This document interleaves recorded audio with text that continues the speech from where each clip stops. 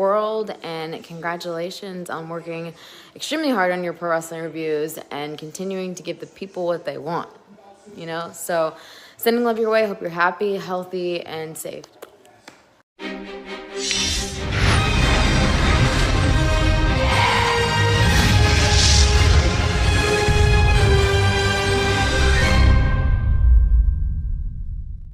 What's going on, you guys? It's the one and only Black Dahlia. I am the cutie with the booty, hottie with the body, thong wearing, chainsaw wielding scream queen, and you're watching Covalent TV.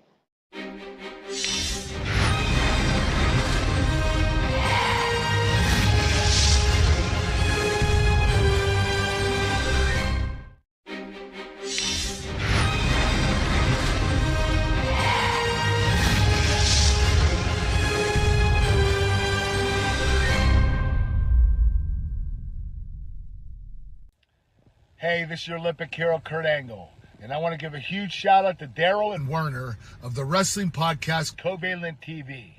These guys work extremely hard and give an honest review. It's the second best podcast in the world, second to the Kurt Angle Show. Oh, it's true. It's damn true.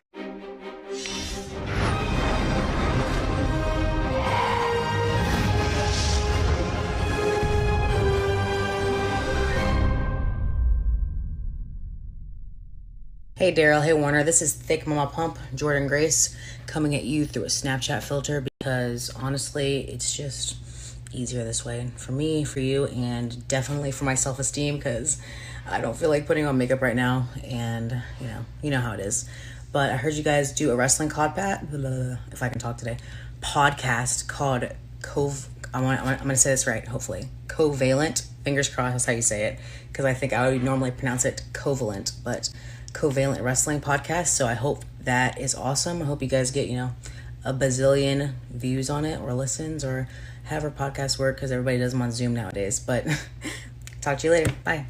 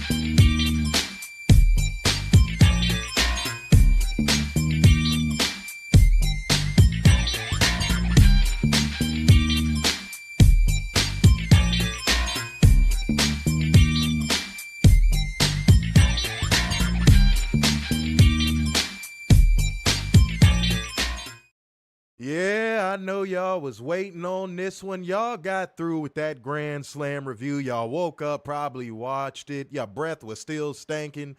You was probably scratching your nuts. And if you are a slutty woman, you was probably scratching your vagina. And you enjoyed that review. And you said, damn, we got to wait a whole motherfucking 48 hours to see these guys again drop off that good work at your front doorstep. Well, it is Monday.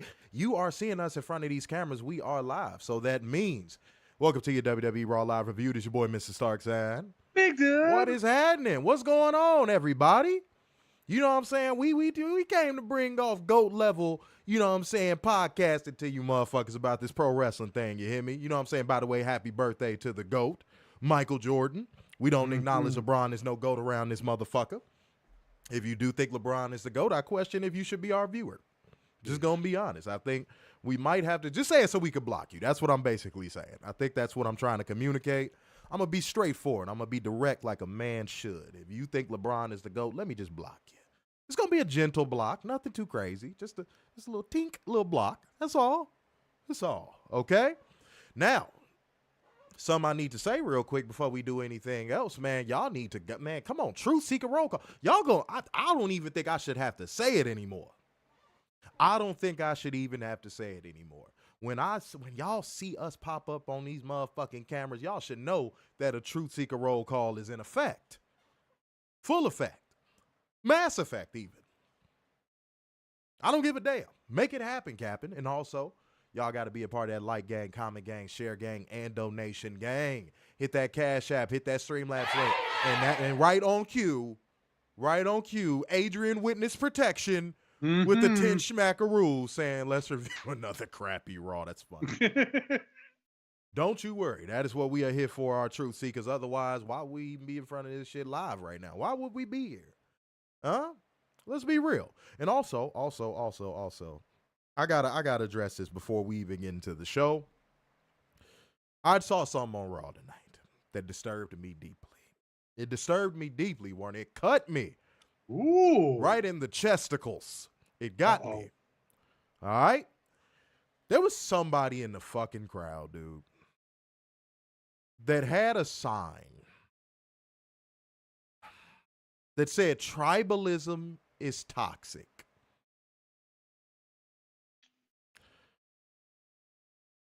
There should not be a single WWE fan walking this planet that should go to any WWE event across this planet that should have a sign that says tribalism is toxic.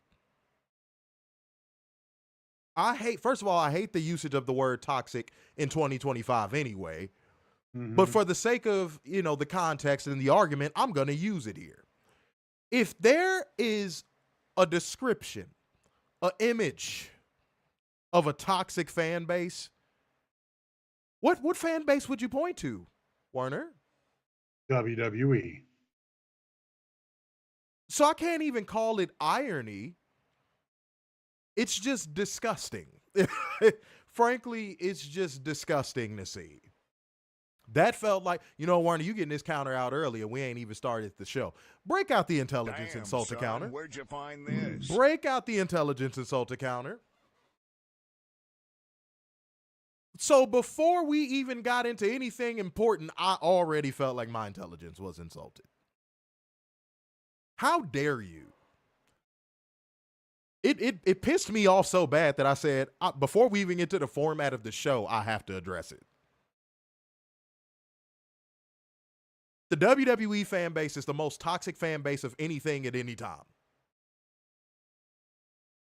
And me and Warren have lived through all walks of life over quite a few decades at this point. We've seen a lot of fan bases. We didn't see Rome fall, but we've seen a lot of toxic fan bases.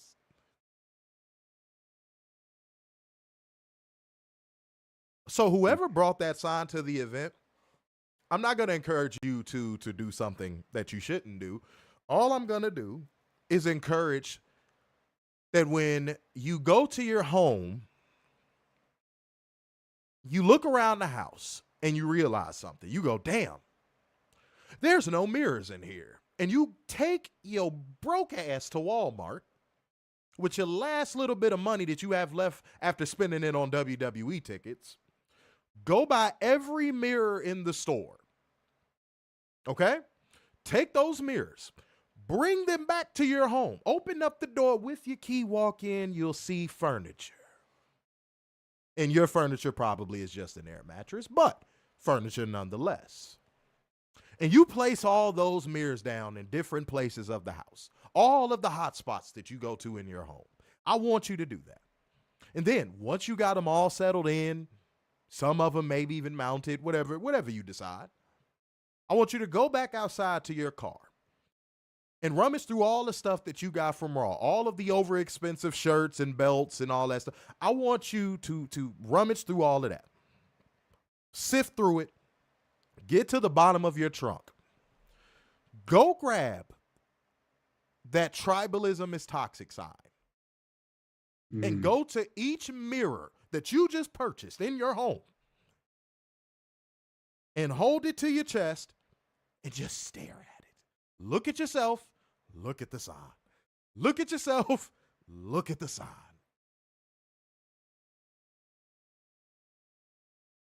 And the reason why I'm telling you to do that is because you're probably wearing WWE merch as we speak. Yeah. I'm so tired of this, dude. And somebody will say, oh, that's likely just irony. No. Damn, son, where'd you find Shouts out to this? Nick Caps and Weirdo85 for subscribing. No, I'm not chalking that up to irony. I'm not going to chalk that one up to irony. I'm going to chalk that sign up to not only just being in that WWE bubble mentality, but I'm going to also chalk that up to you literally not exploring anything outside of your comfort zone in life.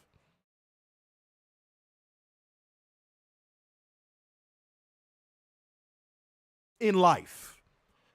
Because if you're doing this over a wrestling product or wrestling products, okay, how do you respond to internal conflict in real life? See, I'm talking to you drone souls right now.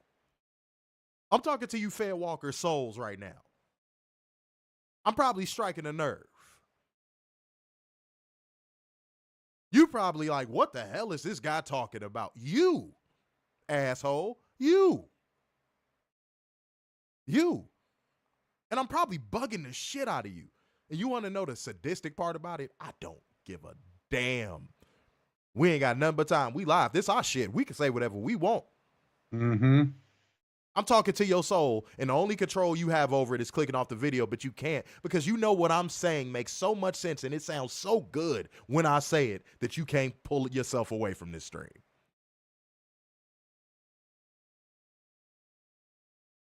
Respectfully. I don't ever want to see a WWE fan ever bring a sign to a show ever again that says tribalism is toxic. You support a company with sex pests. Mm-hmm. You line the pockets of a man who doesn't see color when he books his shows.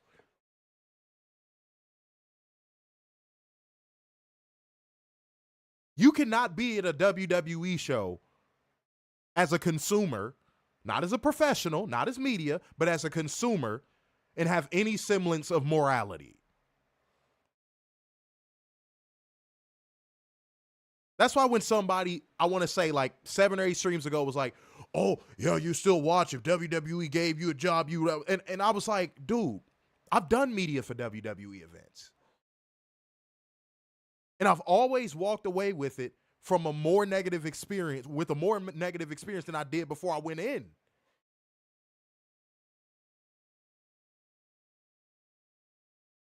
Because you see all of these hive-minded individuals that sit in the crowd. You see all of these elitist executives and media people. It's disgusting. And this has been bred on the WWE farm. This has not been bred anywhere else. So when you say tribalism is toxic, that is deflecting all of the blame WWE should be getting for why people think this way onto other promotions that ain't got shit to do with how they operate. That's disgusting to me.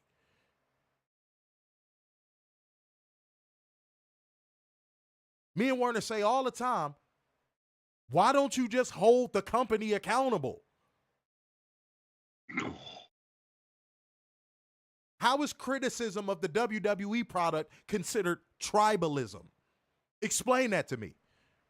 How is criticism of WWE's culture tribalism? Because would you bring that sign to an AEW show? No. You know why? Because you wouldn't be there in the first place, dork. Would you bring that sign to a TNA show? Well, not if they WWE adjacent, you probably will. Yeah. But would you bring that to any other show but a WWE show? Nope. And you know why you won't bring that to an AEW show? Because nobody thinks like that outside of that bubble. Nobody thinks tribalism exists in pro wrestling outside of that bubble.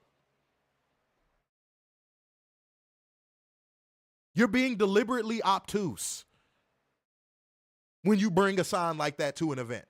You're being very obtuse. Because look at the company you fucking support.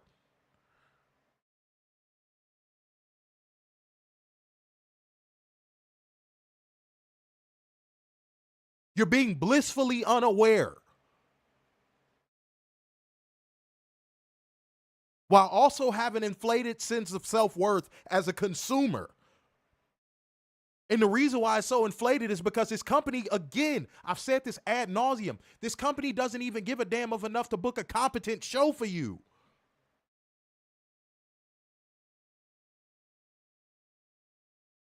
The audacity, bro. Meanwhile, we running around here getting discourse about AEW using a smaller ring from a local fucking show because they didn't want to fucking do the logistics of shipping a ring to Australia for one weekend.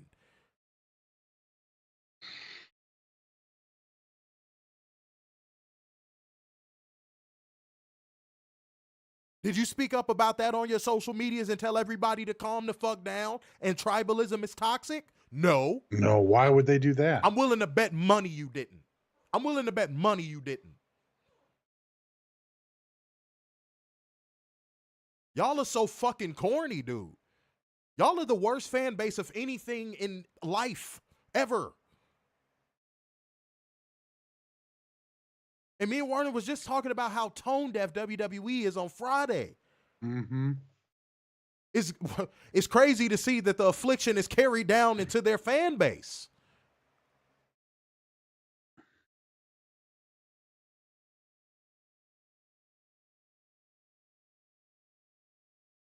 The audacity of you motherfuckers. I don't ever want to see a sign like that at a WWE show ever again. Ever. Because where do you even get off?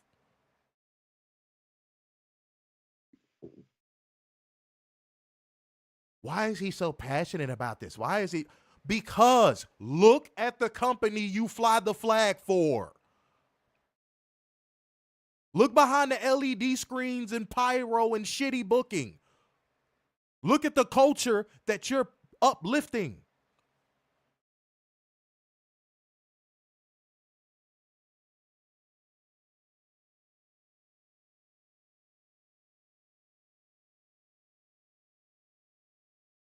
Oh, the wheel's just going to keep turning in spite of you saying this. See, here's the problem. I know how to disassociate myself from people like y'all.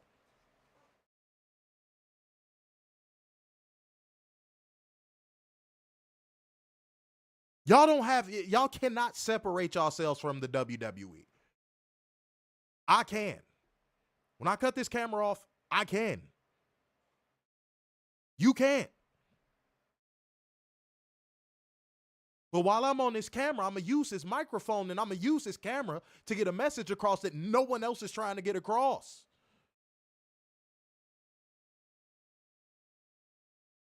And if you don't like it, you can eat my motherfucking dick from the back, homie. Respectfully.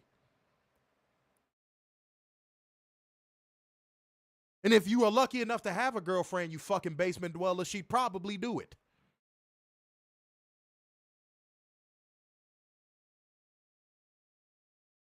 Tired of it, bro. Like, I'm so tired of it. It's terrible. And I wish it would end. I really do. I really do. I really wish WWE fans would actually hold this company accountable and demand better. Tribalism is like the nerve. Your fan base just shat on AEW for using a locally sourced ring. Mm-hmm. Seriously? You don't think WWE would have done the same damn thing if they were in the same exact position? No. Werner, you know the answer to that question. I know the answer to that question.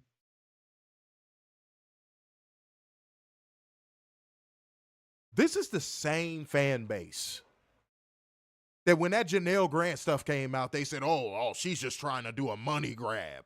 Mm-hmm. And guess what case is still ongoing? Yep.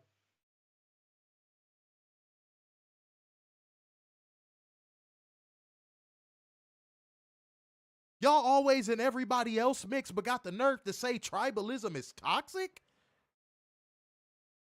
Huh? Y'all always spinning everybody else vinyls. But then when a motherfucker say, hey, get off my turntables, tribalism is toxic?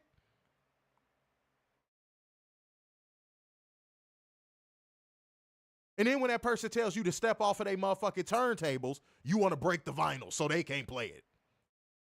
Y'all are like children.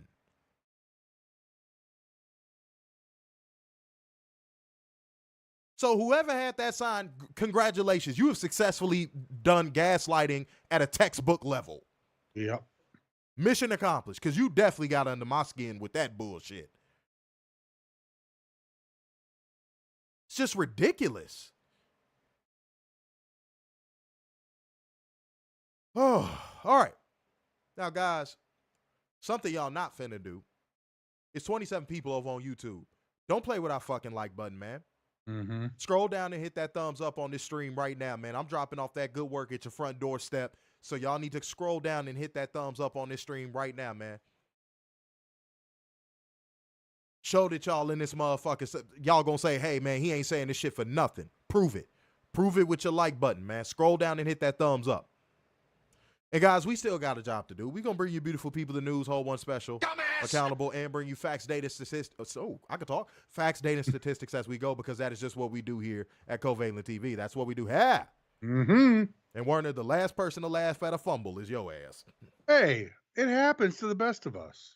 In your case, it happens a lot to the worst of us. All right, but go ahead. All right, so we got conflicting reports.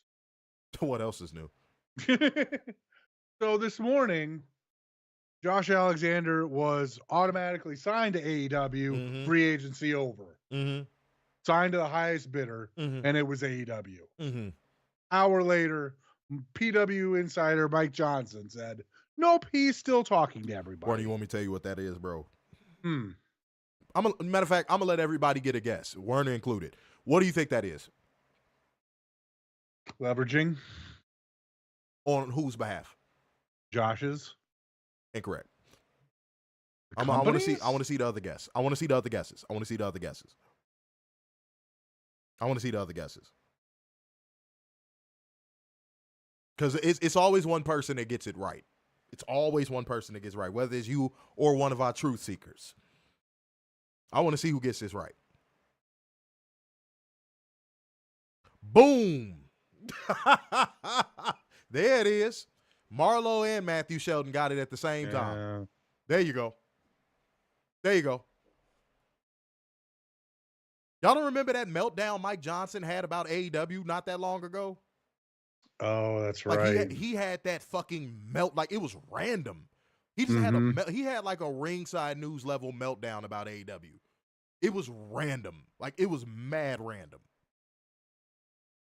And then it got cleaned up and swept under the rug real quick.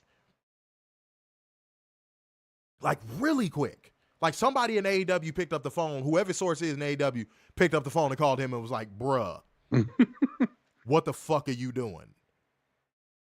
Probably QT Marshall. Yeah, probably. Like, dude, what are you doing? I'm feeding you information and this is what you do?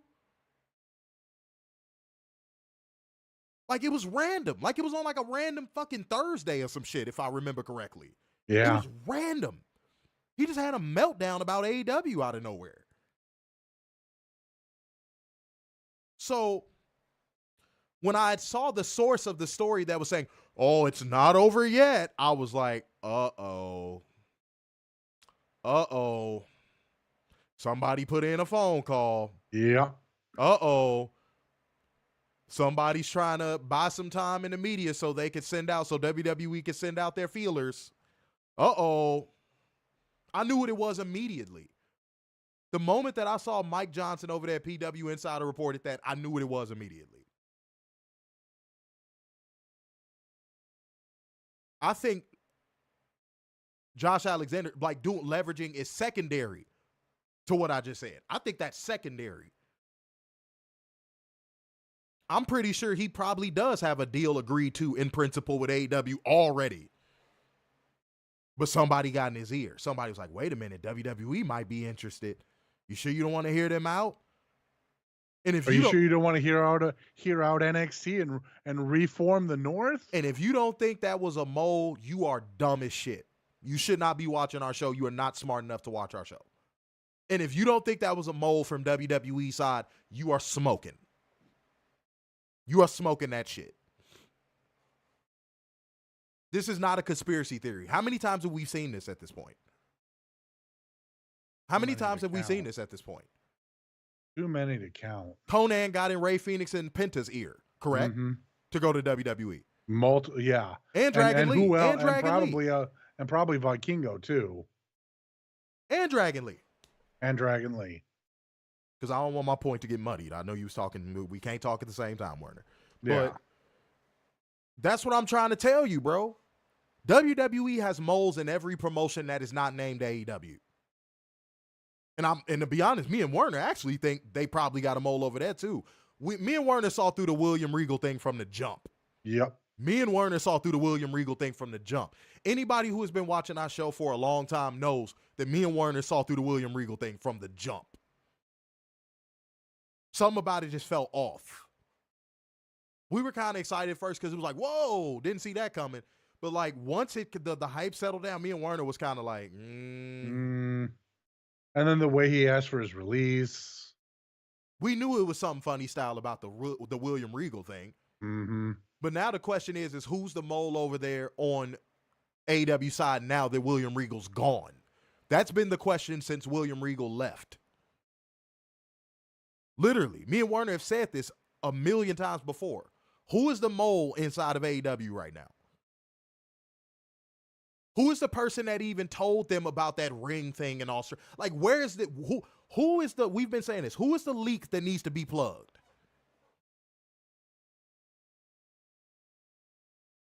Because whoever it is knows a lot about the inner workings of what AEW has going on, to the point of where WWE enacted predatory contracts on arenas. It was a report that just came out that basically was talking about how Tony Khan got to keep his next venue location. He got to keep him like real close to the vest. Like only 2 or 3 people know what's going on, which is something we've been telling him to do for a long time now. Mm-hmm. But I'm not going to go to speculation corner, but Tony, you got to plug whoever that leak is, dog. You got to plug whoever that leak is, bro. Because they might potentially fuck up this deal between you and Josh Alexander. Somebody got in his ear. Otherwise, that PW Insider story wouldn't have even came out. Somebody got in his ear, bro.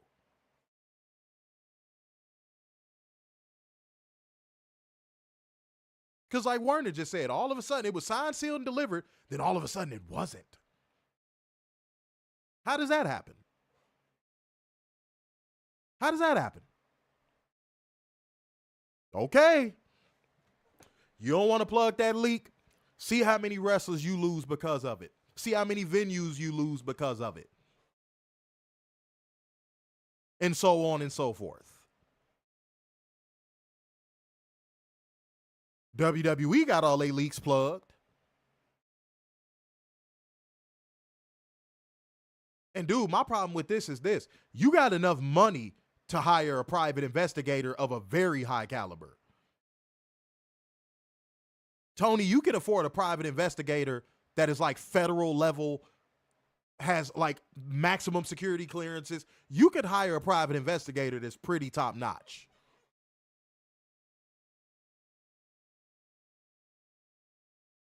Why not do it? Why not spend the money? Or if you want to get extreme, if you want to get like super extreme with it, start putting it in contracts where you can check any business related text messages these wrestlers are sending out.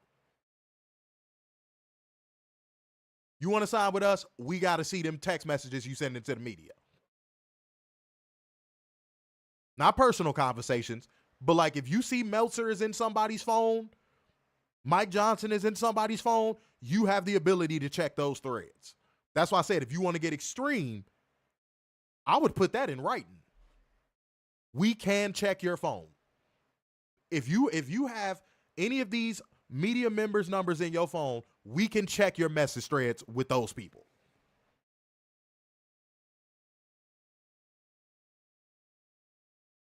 Why not? Because I'm sure WWE got a system like that in place. Mm-hmm. And I told y'all they have a system like that in place. They can't even really cuss like that on social media. Remember when I told y'all that? Yeah. Samantha Irvin was the one that exposed it. I had told y'all that before Samantha Irvin even exposed it. They can't even really cuss like that on social media. They can't even retweet certain people's shit. Like, if you're not on that approved media list, your shit will not be retweeted. If you're media, they can occasionally retweet some fan shit, but they're encouraged not to retweet fan art, thanks to Chelsea Green. Yep. Look that up whenever you get the chance.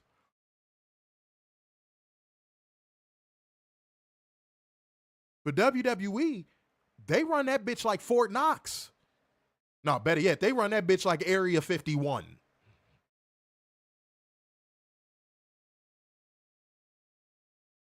Tony, you better shape up, dude. It's hurting your fucking company's perception.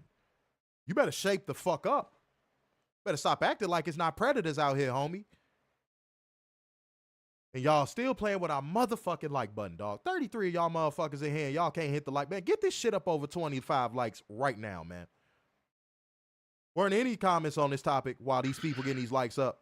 You know, I was thinking about this. You know, you have a few vice presidents, like Chris Harrington, who's, you know, best buds with Thurston, who's a WWE mark. You got Jennifer Pepperman, who was fired from WWE. Probably still has an affinity for WWE. There's also Pat Buck, who had a storyline and then magically appeared on AEW the next week. And then, of course, there's good old QT, who's besties with Chody.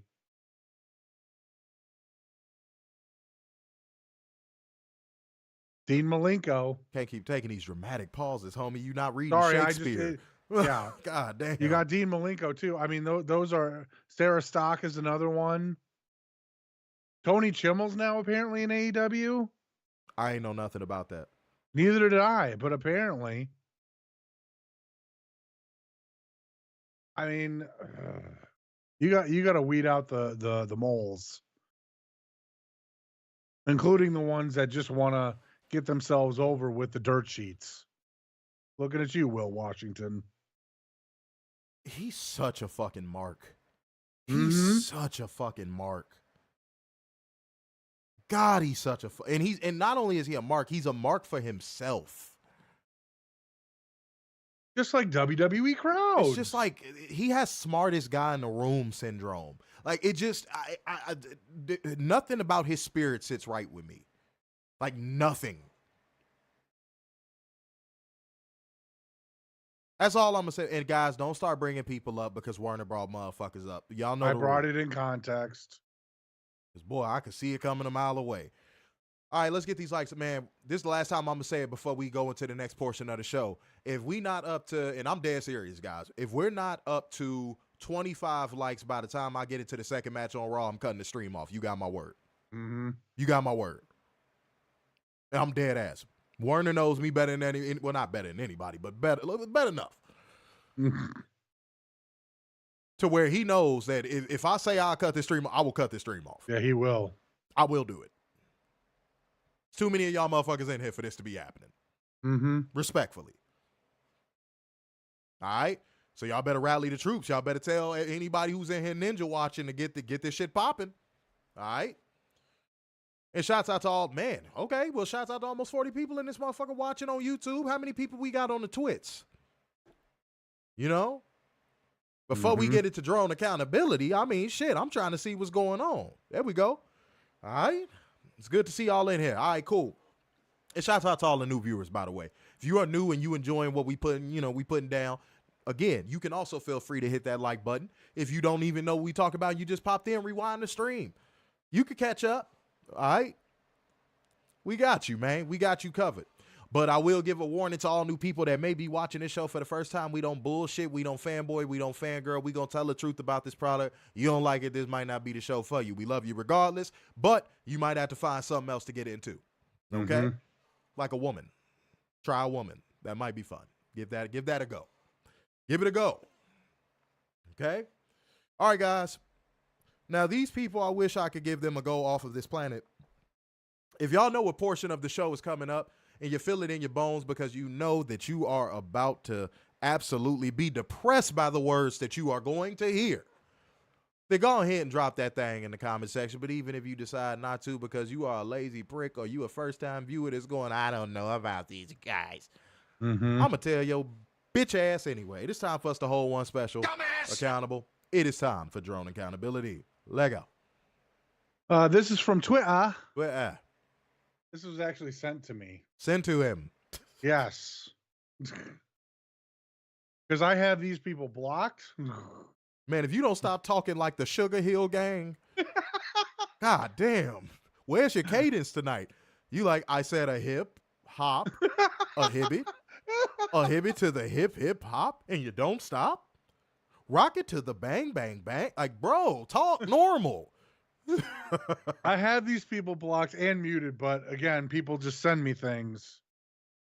This is in relation to the worst announcer awards.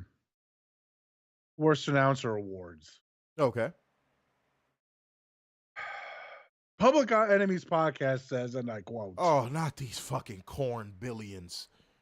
Booker T is legitimately one of the most entertaining wrestling announcers on TV today. I'm convinced MFs just hate having fun." Dumbass. Okay. I'm going to say what I've always said about them again, and I'm going to keep this short, sweet, and to the point. They use their blackness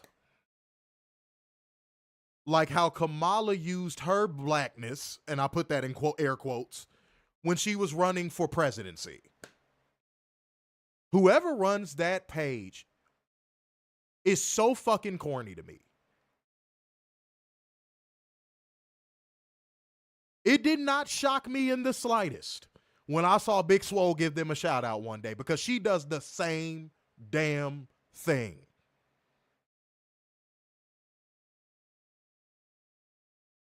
They treat their blackness like a fucking caricature, and so does Booker T. That's why they probably like him, because again, he uses his blackness as a caricature so the white people could go, oh, Booker, you so funny. Say the line. Oh, shucky ducky quack quack. Oh, there it is. I love that Booker guy. He's so entertaining. He's one of the good ones.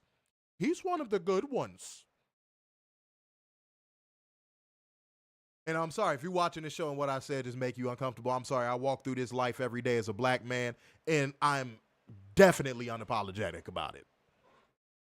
You don't got to like what I'm saying, but try to deny the truth in what I said. Go. Stop using your blackness as a fucking caricature. If you want to go curry favor with white people and have white people like you, just go be around them. Just go be around them. You can shuck and jive and do whatever you want to do. But stop trying to act all yo, homie, yo, black. Like, cut that shit out. We don't even act like that. Cut that shit out. Please cut that shit out. That shit is lame. Damn. Dude, I swear, whoever runs that page is a fucking dork, and you could tell him I said it. I don't care how much reach they have. I don't care how many wrestlers retweet them. I don't give a fuck about none of that. I look at character of motherfuckers. And those motherfuckers are weirdos. Because they was the one signal boosting that Cody Rhodes is black joke. They was signal boosting that shit when it was a thing. And it should have never even been a thing to begin with. It was not funny the first time.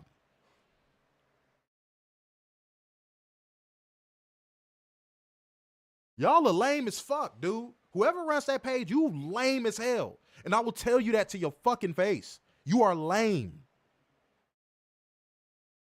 But now that that's out the way, it's time for me to hold one special accountable. God damn. Montel voice.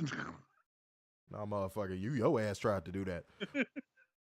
What we're gonna do for Roger today? His skateboard broke when he was going down Encino Boulevard, right here in California. What we're gonna do is help young Roger out. Werner ass talking like fucking Montel Williams on the last stream. In this stream, he want to sound like Doofus Bot 9000.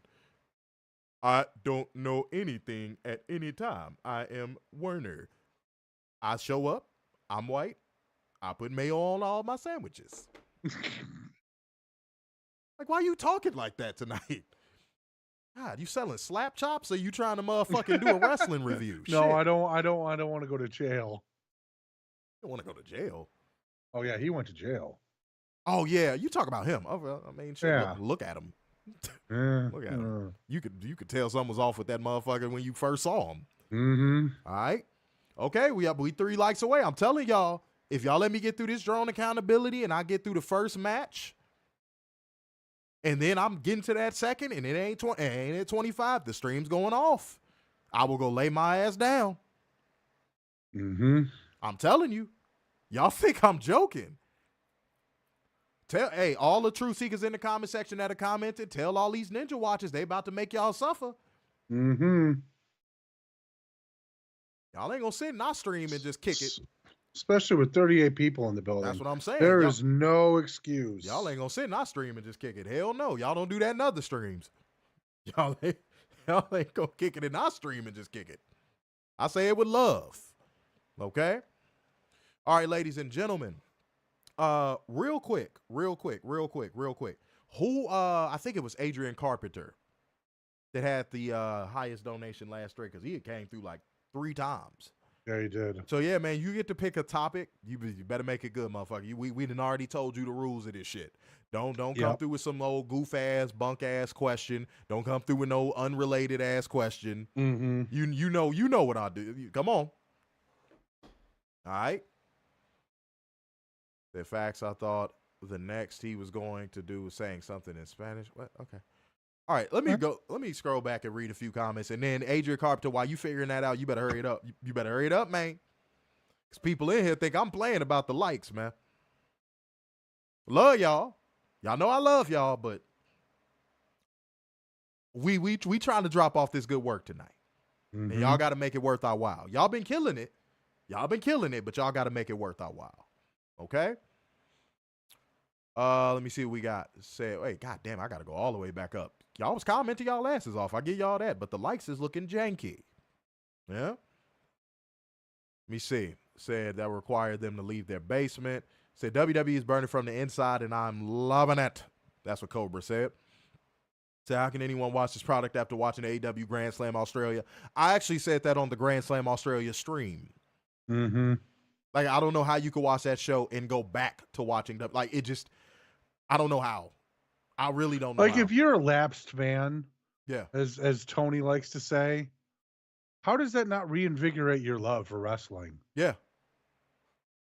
Yeah, if you are a pro wrestling fan, like, how do you even go from that to WWE realistically? Oh. Because again, we got to analyze it. We have to look at this through an analytical lens and review it. We're not fans. We start again. Of course, everybody in here started out as one, but we're not fanboys over nothing or no promotion. So, yeah, if you're just a fan, I don't understand how you can watch WWE. I just don't. I really just don't. It's unwatchable. I don't get it. Said, be attack people who hated that show were watching LFG. Oh, God. Senior Nerd said, good chance the same Mark who made that sign hasn't seen a single AEW, New Japan, or MLW match. That I already explained that in depth. I ain't even going to go back into it. Like, that's the kicker. But that's the kicker. That's the kicker. They would never go to an AEW show with a sign like that, an MLW show with a sign like that, a New Japan. They never do. It is like textbook gaslighting. I do not understand that. I don't understand the psyche of a WWE drone. I've always said that. I do not understand the psyche of a WWE drone. They give you nothing. I don't get it. I want to, like, in a way, I want to understand it so that way it doesn't frustrate me as much. But, like, in a way, do I? Like, you know, it's like that 50-50 kind of thing. Like, do I? Like, do I want to put myself in the brain of a brainwashed lane? You get what I'm saying? Like, it's yeah. But for research purposes, it'd be interesting. I think it'd be a very intriguing study to do. All right, let me see what we got. Adrian Carpenter said WWE hired an executive producer that got fired from ESPN for sexual misconduct. Yeah, we know that, Lee Fitton. We know that. We reported on it and talked about it like weeks ago. Yeah, we talked about that. Ghost Lawyer said, to them, holding their favorite product accountable holds them accountable for their own actions and choices in their eyes. Oh, my God. Oh. Damn. That was a good comment. That's a great comment. That was a damn good comment. Wow. That's heavy, man. That's heavy. Catherine said accountability is something lost on our society today.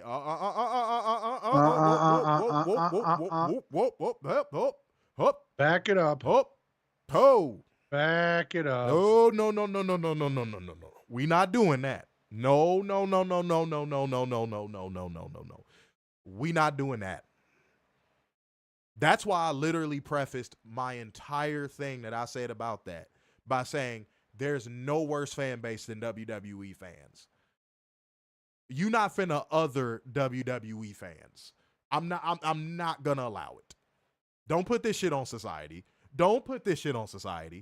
I don't see nobody, like, even though there are people that don't know how to hold themselves accountable and they play victim, I don't see it any more than I see it in WWE.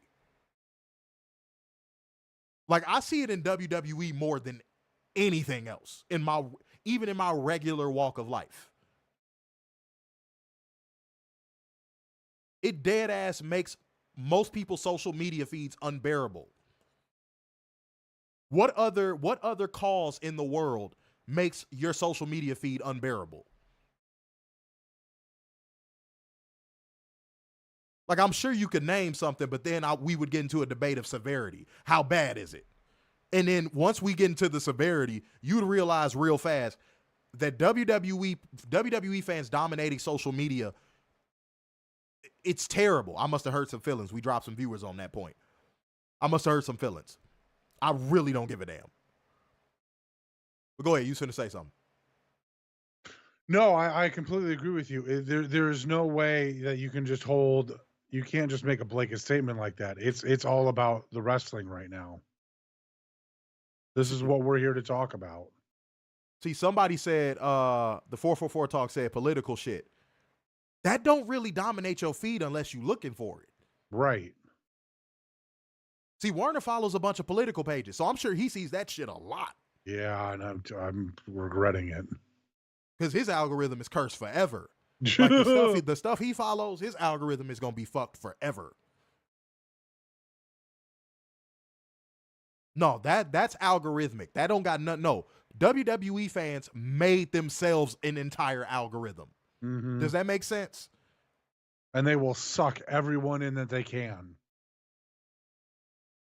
You pause first and foremost. Oh, but yeah. But no, straight up. No, Werner's right. They're like a cult that recruits 24/7. They don't take days off. They don't you could at least say that about political shit. Like, it'll be 3 days where you might see some political shit on your feed, and then like 2 or 3 other days you'd be like, oh okay, I ain't really see nothing about that. Mm-hmm. But WWE fans, no. They signal boost that shit so much that you don't have no choice but to see that bullshit on your feed. Like Werner called a drone accountability I had low-hanging fruit because it came from a prototypical WWE drone on Twitter named Heel Uzi, which his account got packed up, by the way, thank the Lord. Thank God. But he got mad about it, but I was like, dude, this shit keeps popping up on my feed. Yeah. Like, I've blocked this man every which way from fucking Sunday. I've muted this man every which way from fucking Sunday. This bullshit keeps popping up on my goddamn feed. So if I gotta see it, y'all gotta hear it. That's how I felt about it. If I gotta keep seeing this shit and y'all gonna keep signal boosting this shit, then y'all gonna hear it. That's y'all consequence. I'm sorry. Stop signal boosting these weirdos. Jonathan Fenner said the toxicity. Yeah, I could talk. God damn, I'm fucking struggling tonight. That's because I'm in a lot of fucking pain. All right, but you basically said it comes from the WWE fans, not from AEW fans, not from Ring of Honor fans, the WWE fan base. Then he said, my other issue with WWE is that how you going to have a reality TV show, but it's bullshit. I don't see, that's the stuff I don't even care about.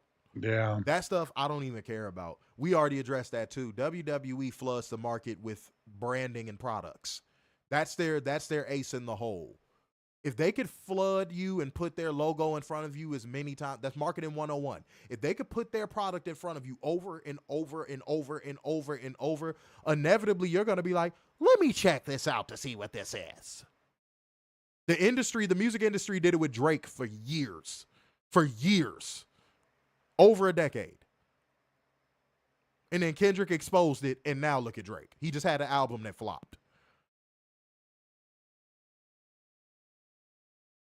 That's what WWE does. They flood you with content until you give in. And their fan base signal boost it. Again, we're not saying anything that's conspiracy theory. You could see this shit with your own eyes. I done seen that LFG show commercial like 30 times in the past 3 days. And that's not an exaggeration. It's going a step past marketing and it's becoming intrusive. Mm-hmm. That's the proper word I think I'm going to start using with WWE's marketing. It's now becoming intrusive. You can't run from it. And it doesn't matter what network it's on either. Yeah, you can't run because not from even it. Warner Brothers Discovery channels are safe. Dude, they don't stop. No. They just bombard you with their fucking products. And how does one person of a sound mind not see that and go, I'm turned off by that? How do you see that and not go, I'm turned off by that? It's like they're trying to program me. That's what a normal, sane person would think. But for whatever reason or another, WWE fans get on social media and they tell you, no, they're not brainwashing you. This is really good. You should watch it sometime. And then the person they talk to goes, okay. It's weird. All right, I'm going to read a few more comments. Y'all lucky motherfuckers got us to these 25 likes in this motherfucker. Mm-hmm. Yo, ooh. I think the Ninja Watcher saved y'all tonight. Yep. The Ninja Watchers might have saved y'all bacon tonight. They want to hit his good work too. They just afraid to comment. That's all it is. That's all that is. All right, but let's lighten up a little bit. I'm going to read a few more comments, and then we're going to get into Raw. Give me 1 second, guys. So what will it take for young wrestlers to do what's in their best interest instead of clout chasing WWE, especially black wrestlers? That's your topic. Okay, cool. I'm glad I saw that comment first. I'm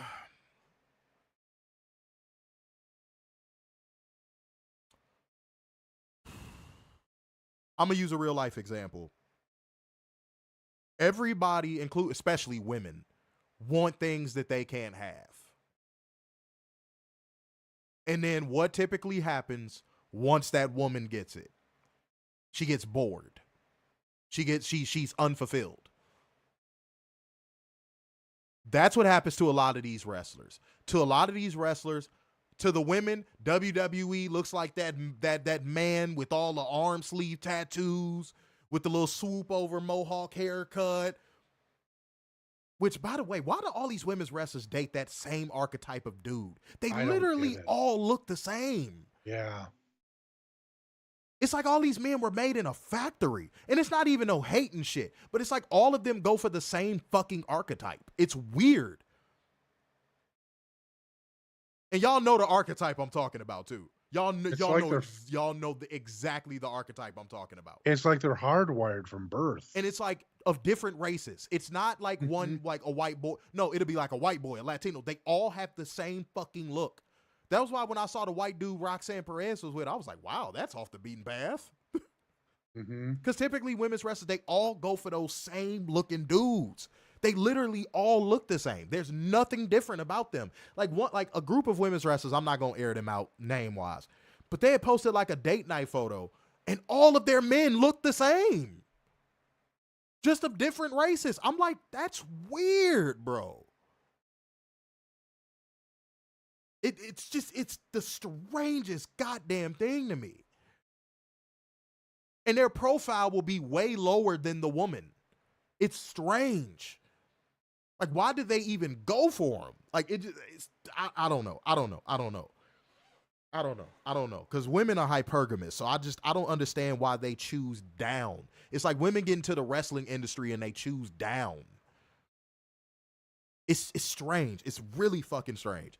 But no, back to my point. Like, these women's wrestlers, they look at WWE like the man they can't have. These male wrestlers, they look at WWE like the woman they can't have. For whatever reason or another, it's that they want something they've never had. Like that. That's all it is. WWE is like a fetish to a young wrestler. It's like a kink. They get off on WWE rejecting them. So they start fighting for their approval. And WWE has created this ecosystem where that's going to continue and continue and continue and continue and continue. Not even just with black wrestlers. It's going to continue across the board because nobody is going, hey, wait a minute. I just saw how they booked my best friend. Why would I go there? You see what I'm saying? See, as a very militant black man, I know this better than anybody. Werner, you should know this too, because I mean, this is a universal quote, but Werner, all it takes is a couple people to stand up. That's all it does. That's all it takes. And you need that mindset shift happening when it comes to WWE. That's it. That's all it takes. Look at how the industry is standing up to Drake right now. Look at how the industry is standing up to Drake right now. At the Grammys, you saw the industry dancing on Drake's grave. You know why? Because he was the system for so long. He was a product of the system for so long. The same system that held down way more talented artists than him, Kendrick stood up to it.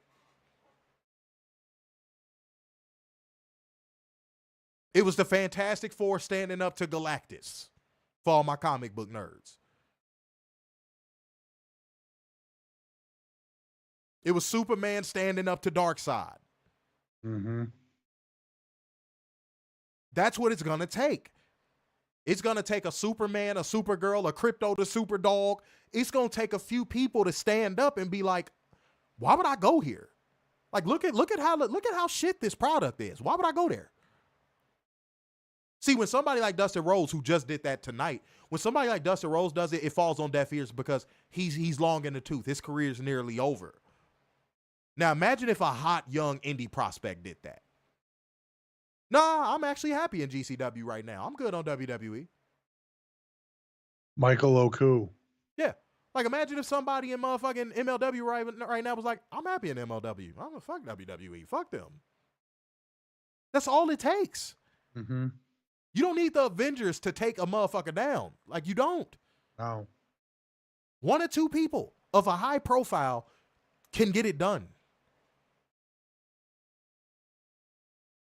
So to answer your question, Adrian Carpenter, that was a great question, by the way. To answer your question, Adrian Carpenter, who has the highest donation as of right now? I ain't even checked the Cash App. Oh, y'all better light the Cash App up. Somebody better, because Adrian Carpenter going to get to ask the first question of the next stream too. Edwin said pure vanity. Is that? I mean, yeah, that plays into what I said. That's a part of the culture. Like, think about Las Vegas. Do people go to Las Vegas to go off the strip? No. All right. There you go. There you go. Miguel said, and those women's wrestlers come up saying they always want to work for WWE. Yeah, they're programmed. Adrian Carp said, but don't the black wrestlers see the success of Swerve, Mercedes, and the Hurt Syndicate to themselves and say to themselves there's better options than WWE? No, bro, because it's like the horse in the race. They got blinders on. It's going to take for one of their peers to do it. One of their more successful peers, like somebody that's directly next to them, to be like, nah, I'm good, man. You sure you don't want to come to WWE? You sure? Nah, I'm good. I'm cool. Nah, I'm in negotiations with MLW right now. I'm good. Mm-hmm. I want to build up something on my own. But at WWE, we can help you build that up faster. Like, respectfully, it's going to take for the next Sting to come into the industry. You remember how Sting was basically like, I'm not beholden to WWE. He would say it in interviews all the time. I'm happy. I'm happy in WCW. I'm happy in TNA. He didn't give a damn. He didn't care. And he was like, if WWE want to sign me, they better make it worth my damn while. Right. He didn't care. But somebody might say, well, inevitably he did sign and we know what happened. I could see somebody, some fucking drone coming in here and saying that. But, like, guess what? Sting still went to AEW and finished out his legacy on a high note. Sting still got to do it his way. Have the coolest retirement ever. You get what I'm saying, bro? Like, so yeah, that's what it's going to take. It's going to take for one of these people's peers to look at them and be like, no, I'm massively successful. I don't want to go to WWE. You can go to WWE, but I'm going to be right here. I'm going to build up where I'm at. That's like people that move out of their state for no reason. I'm moving to Texas. Why? I don't know. Just change the scenery. Why? Why can't you build yourself up where you are? Right. I would never leave Chicago. Not unless I was forced to. Or a big belt buckle. Well, shouts out to the big belt buckles. Belt buckle, everything. Shouts out to Texas. I love you, Texas. But 444 Talk said media narratives dictate mainstream success. Talent has very little to do with. You can get away from that. You can get away from that right now. No, I'm not letting you absolve the talent. 444 Talk, I'm going to tell you why.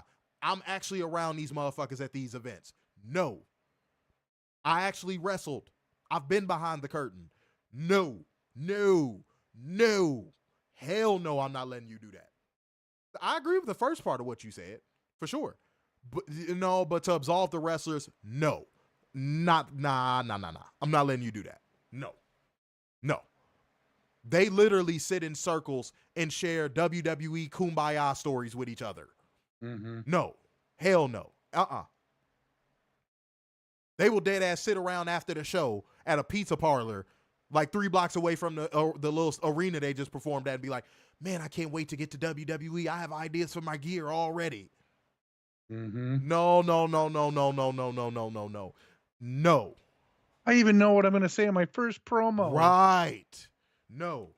No. You're a great commenter, 444 Talk, but you was way off the beaten path with that one. You was in the ocean somewhere with that motherfucker. Absolutely not. Miguel said, and when WWE signed Sting, they fumbled. Yeah, because that's what they do. Miguel said, Swerve said WWE tried to reach him to bring him back, and Swerve said, no thanks. Yeah, but that's not enough because Swerve is a lone wolf. He don't really got a lot of peers like that. Right. Like, he has people that respect him, and he respects because he worked with them, but you could tell Swerve don't really fuck with people like that. 169 on the Twitter. Damn, what's going on over there on Twitter? Whoa. They suppressing the shit out of our stream over there on Twitter. What the hell? That's okay. That's all right. We still gonna rock out regardless. That's cool. We still over 200 plus people watching across all platforms. I ain't mad. 5-star said that WWE fans are programmed. 444 Talk said algorithm is based on off clicks and cookies. If you click one thing, the AI will feed you with it. Okay, but here's the thing. Algorithms didn't work like that up until like a few years ago. Yep. But I agree. I agree. As of recently, yeah, I agree. As of recently, I agree because that's how they've literally came out. Facebook has came out and said that.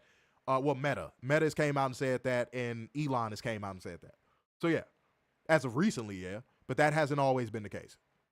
That has not always been the case. If that has always been the case, explain the wrestlers that before algorithms were algorithming, they were like, I want to go to WWE and WWE only. Mm-hmm. Explain that. You see what I'm saying? But I agree with you. That's not me disagreeing. That's not me necessarily disagreeing. Adrian Carpenter said, I'm really disappointed by Jade. She completely disrespected AEW. Cloud Chaser WWE. Don't forget this little detail. She completely disrespected AEW and she did something that I think is one of the biggest violations that you could possibly do. Giving someone everything they want and they turn their back on you to go to someone that's giving them nothing. That is one of the most disrespectful things you could do. I guess I'm getting my clear to air out the way early. If you got somebody that rides for you heavy and they are willing to do anything for you, they are willing to die for you, don't betray them for some fucking fly-by-night. Don't betray them for some fly-by-night. You better tell anybody that want to come in your life, hey, look, if you want to rock with me, you got to rock with this person too. Straight like that. You don't like it, your ass can go. Man, Jay, that was a ugly character thing to do. That was ugly.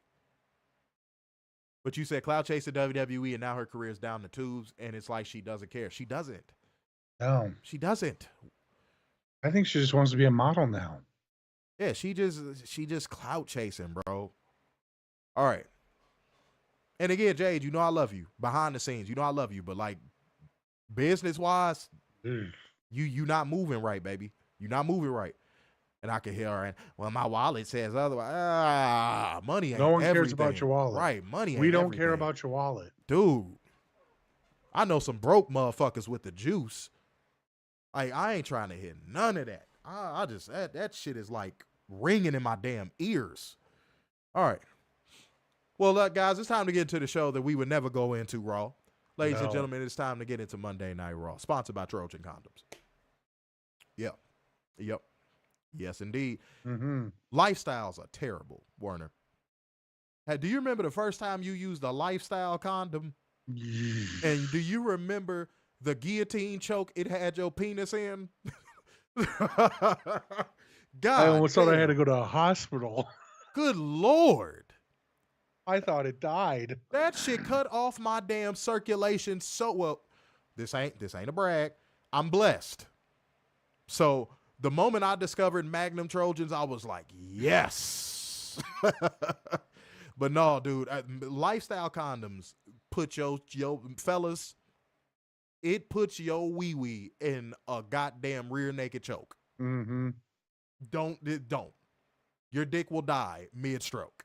It just don't do it. Don't do it. Free game. I'm giving y'all free game. Now, if you say they feel fine to you, then in which case I question if your woman is satisfied. Seriously. Because I don't know who they made them condoms for. They made them bitches for orangutans or something. I don't know who they made them shits for. Cobra said Miro and Black will be the same like Penta and Andrade, completely irrelevant. Said AEW offered Jay more money. No, he matched it. No. I want to make sure we're accurate. Mm-hmm. Adrian, the story was that Tony matched the deal. He matched the deal. And I'm pretty sure he made her some promises on championships too. Mm-hmm. All right. Warren, are you ready to get into Monday Night Raw, my good sir? Let's do it. Man, we still make a good time. We only an hour and 9 in. Jeez. We making good time. That's what I'm talking about. Fantastic time. But before we do, Truth Seeker roll call. Like gang, comment gang, share gang, and donation gang. Adrian Carpenter is going to get to dictate the early topic of the stream next stream so far, but somebody can come knock him off. Unless Adrian Carpenter want to make it definitive and be like, you ain't knocking me off. I'm going to own my own pasta factory. Werner, don't you laugh. Don't you laugh. You've always wanted to own your own pasta factory, Werner. Don't you laugh. Why not? Werner Tortellini. There you go. Oh, Extra spatula. cheese. Extra cheese. As you see, Werner trying to drop dead before he turns goddamn 42. Werner's gonna be like, I made it to the Jackie Robinson number. Now I can die peacefully.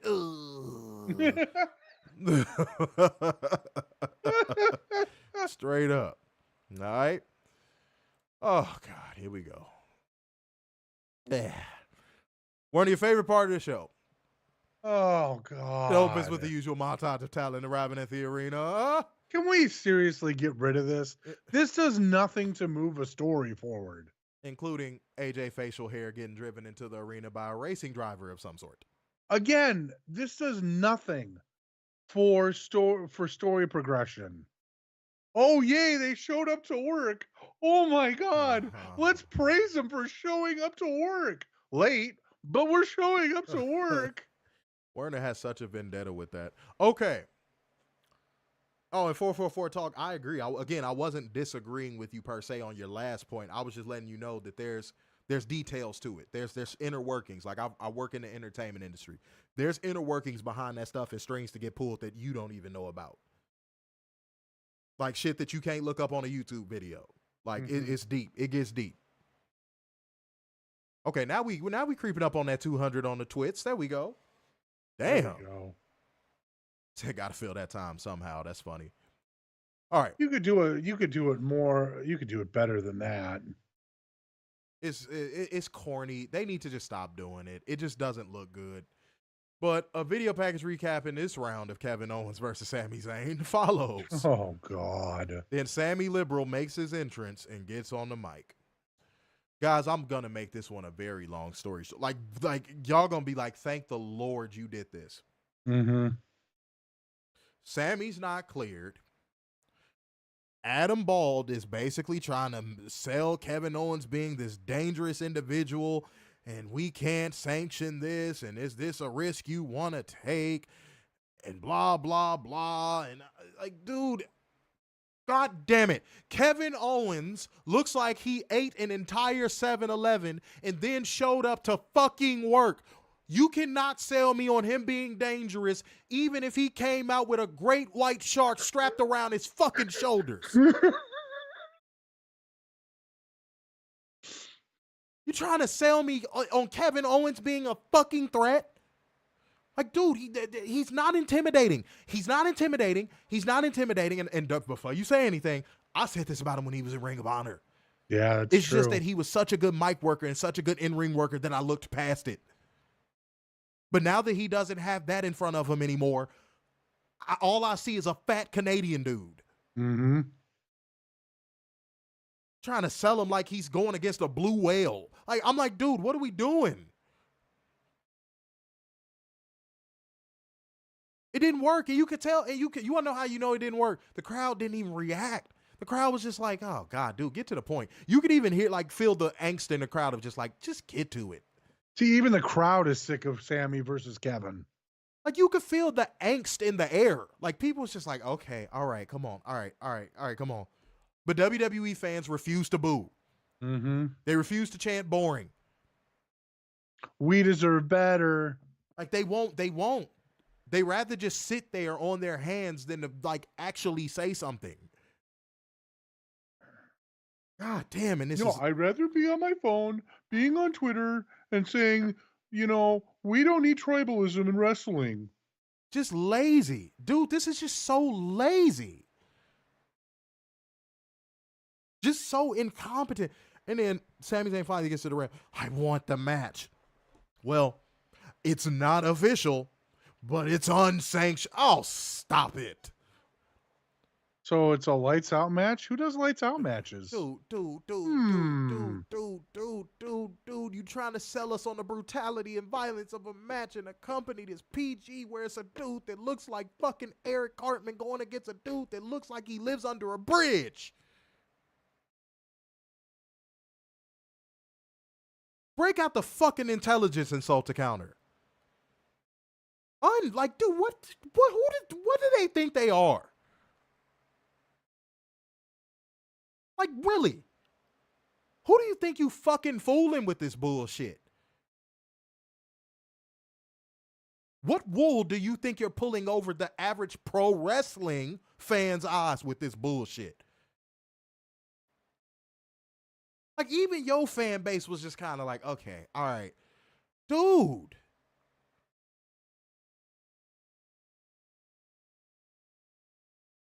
It's like fucking Cartman versus Ed Sheeran with a beard. Mm-hmm.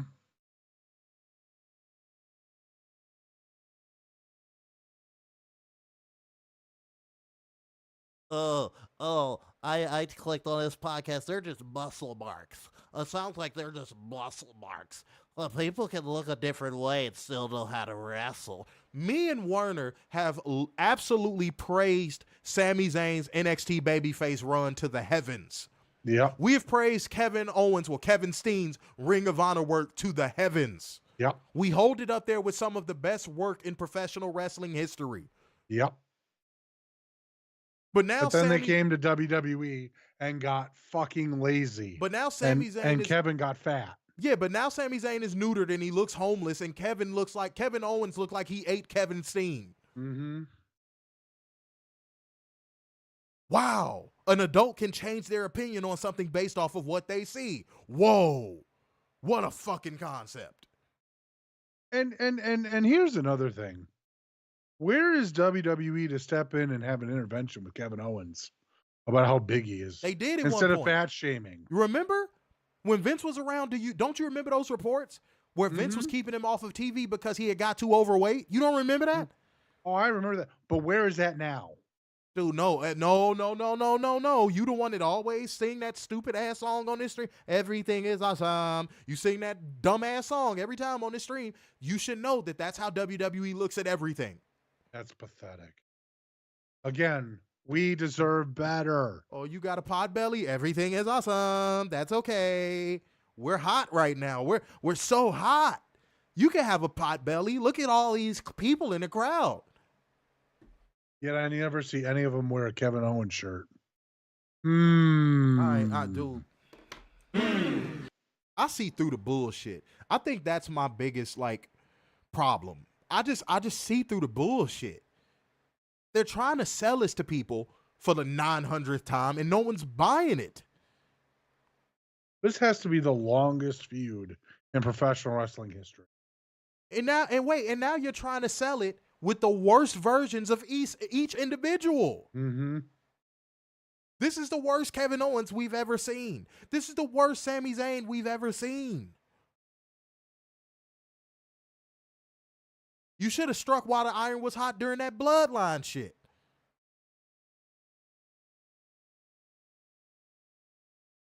Said, oh, look, another Kevin Owens versus Sami Zayn, no DQ, steel cage, unsanctioned ladder, hell in a cell match.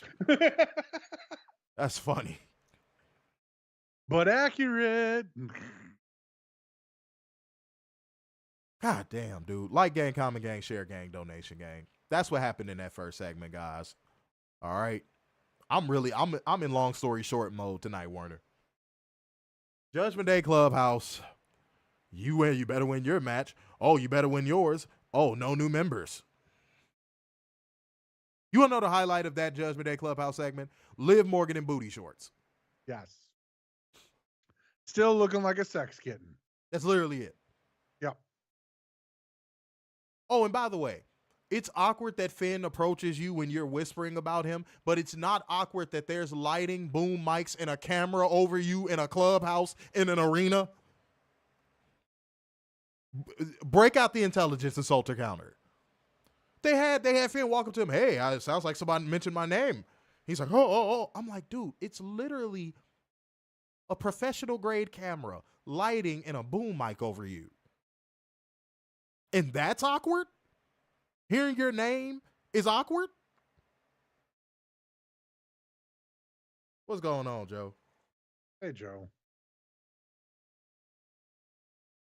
It's not Ghost Lawyer. God damn it. I know you asking in good faith. That's why I'm not getting mad at you. It won't end because Triple Nose can't book. It won't end because Paul Levesque cannot book.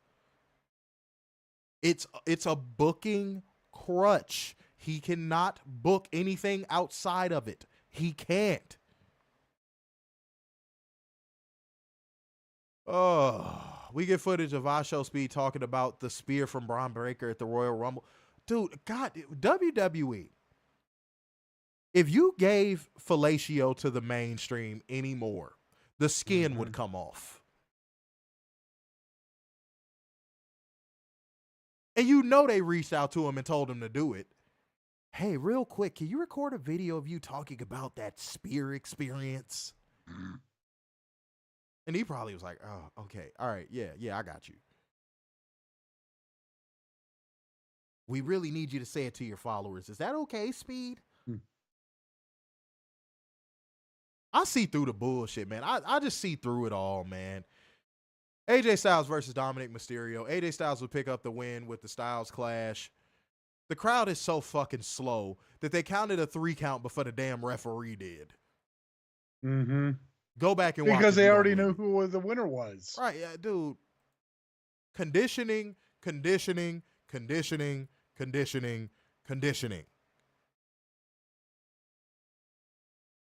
And you know what was kind of sad too?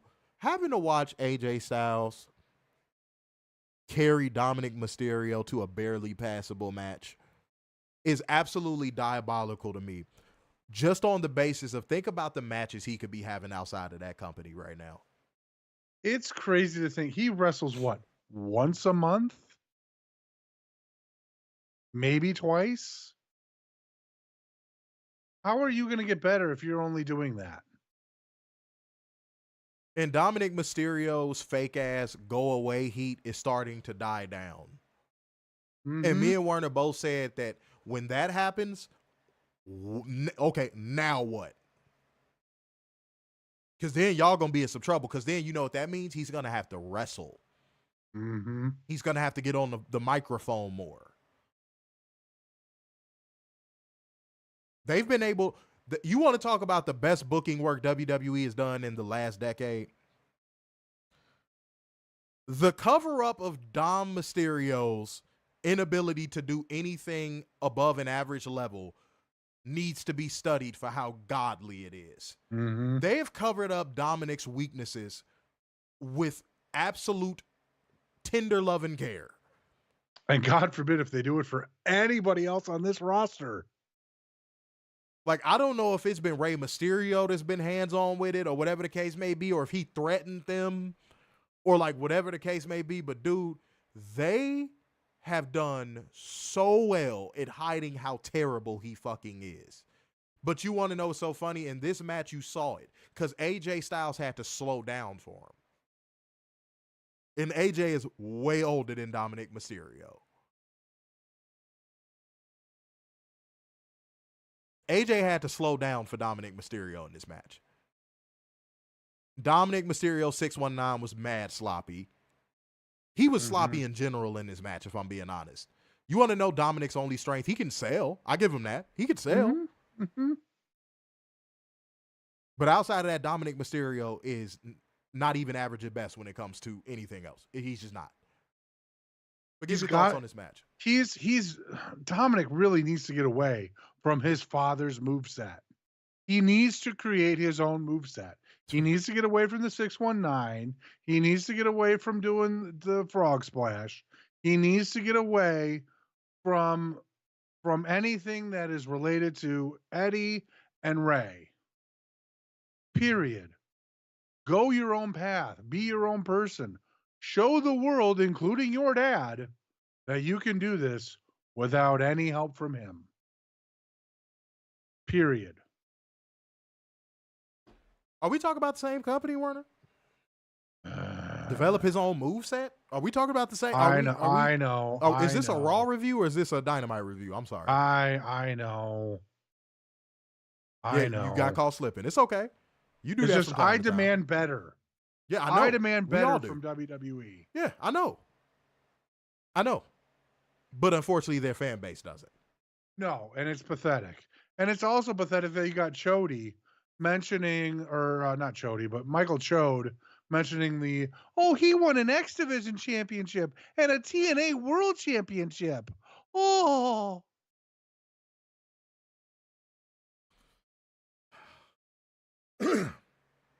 They're using TNA like a fancy coaster in your house. It's pathetic. You know when somebody come by your crib and you showing off like little tidbits of your crib that you feel like make your crib, and you got like some custom coasters, and you be like, yo, I ordered these coasters off of Amazon. They're fire. It's Dragon Ball. It's dope. You know what I'm saying? I got this for the crib because it makes my home feel like my home. That's how WWE treats TNA. They're WWE's fancy coaster. They're WWE's home talking piece. They're the little statue in the corner of the room that a person walks over and goes, hey, what's the deal with this? That's all TNA is. And it's disgusting. Again, uncomfortable truth. Very uncomfortable truth. That's all they are at this point. Post-match, the LeBron breaker appears, but AJ Styles sidesteps him, and Dominik Mysterio eats the spear. He sold it pretty well. Enziguri from AJ, and then he dumps Braun out to the floor. And then AJ Styles, I did not know, well, I knew he was plugged into the Matrix because he signed with WWE, but I didn't know he was fucking Neo because Braun Breaker would throw his shirt at maximum speed, and AJ Styles would catch it like it was in slow-mo. It was insane. It was actually really cool. You should go back and look at it. It was smooth as shit. That was the highlight of tonight's show. No, that was mad smooth. That was mad smooth. I was like, God damn. Warner's favorite part of the night outside of the wrestler showing up at the beginning of the show was commentary hyping up Daniel Cormier picking Julius Creed to do something on The Ultimate Fighter. No one cares. No one fucking cares.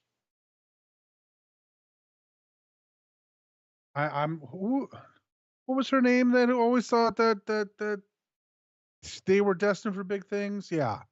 See where she's at. She's probably the one jizzing in herself. Oh no, we packed up, remember? Yeah, I remember, but she jizzed all over herself with these boys. Fucking snitch. Cut to backstage where the Creeds are recapping their match to Ivy Nile. Ivy Nile says that's nice, but they didn't win the title. They promised next time, and she says she's going to take care of Dakota Kai tonight. Then Dakota Kai rolls up, and Ivy Nile River says the Cinderella story ends here. Dakota Kai says stronger women have tried, and we go to break. You mean every woman, Dakota Kai? Pretty much. Do you see how fucking flimsy you are? You mean every woman that's not you? Eat a cheeseburger or two. It won't kill you. I promise. Back for commercial, we see a rugby guy in the front row. No one cares. Oh my God. What's that reality show? They showed two drunk ass Karen looking white bitches from a show called, what was it called? Love is Blind? Yeah. Dakota Kai beat fucking Ivy Nile because no one saw that coming. Right. Only in WWE can somebody who's like an elite level athlete, because I don't know if y'all know Ivy Nile's background or like saw, her background when she was on that show on NBC that The Rock had. Ivy Nile is like an elite athlete. You want to know the easiest way you could justify her push? Her athleticism. Like there's probably nothing she can't do in that ring. But you know, funny, we would never know because WWE doesn't put her in situations for us to see what she can do. Why would we do that? Why would WWE do that? They're doing everything they can to expose in the most negative way possible each and every one of their roster members. Period.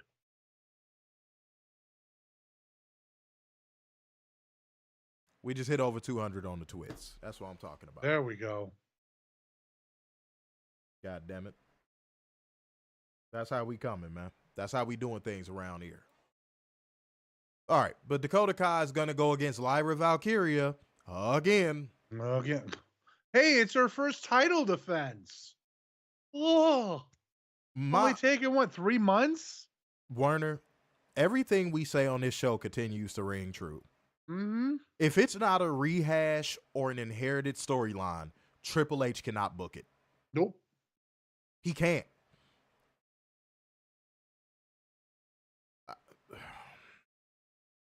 I'm not even going to dignify that with a response. I'm just going to move on.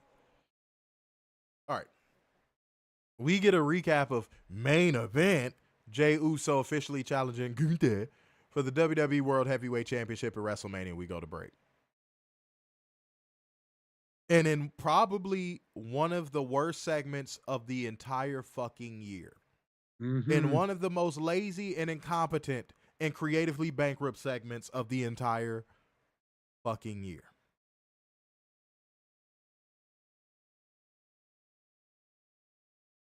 Triple Nose Levesque had the bright idea to have Gunther recreate the Jey Uso entrance. This is not a joke. This actually happened. Let me say that again. If you're watching this and you didn't watch Raw, let me say that one more time. I want that to sink in. I want that to burn into your skin. In Triple H's infinite wisdom, he had a guy who's not known for mic work nor charisma recreate the Jey Uso entrance. Again, let's expose all of our talent in the worst way possible. And the only thing I gathered from this, I didn't even care what Gunther had to say. You want to know the only thing I gathered from this?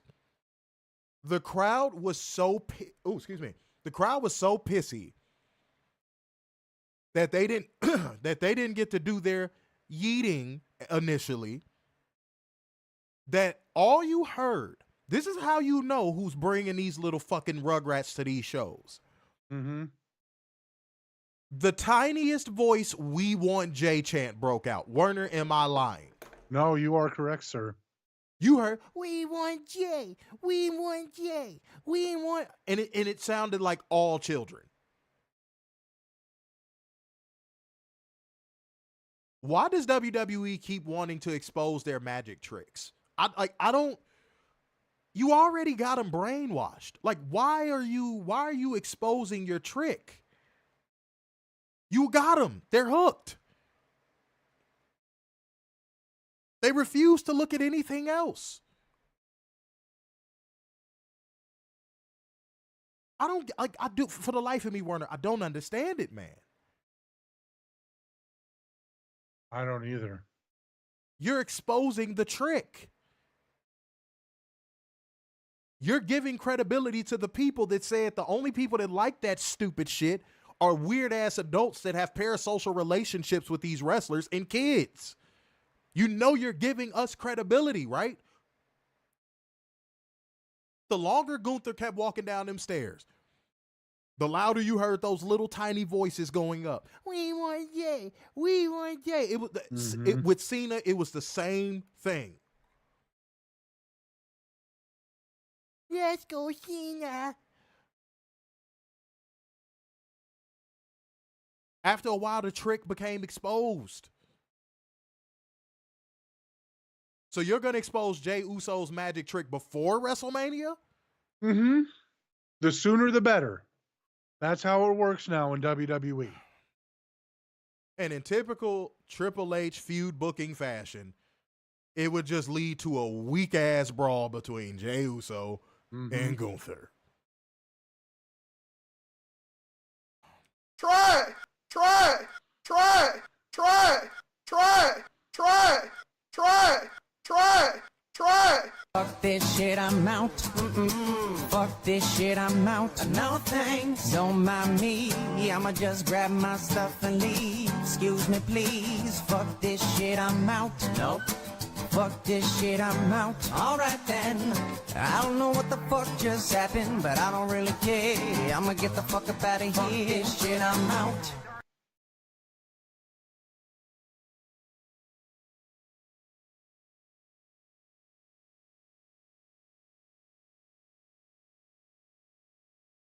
Well, and I said this on Twitter in real time. Are they just going to do this until WrestleMania? I'm convinced of that fact now. After seeing this, yeah. Because they know that the sheep will still keep coming. Like, look me in my face and tell me this is not creatively bankrupt. Like, if you're a Ninja Watcher and you're a diehard WWE fan, actually look me in my face on this camera. I know a lot of people can type without looking. Type. Please, I dare you. Like, I'm enabling you right now. Tell me this is not creative bankruptcy. With a straight fucking face.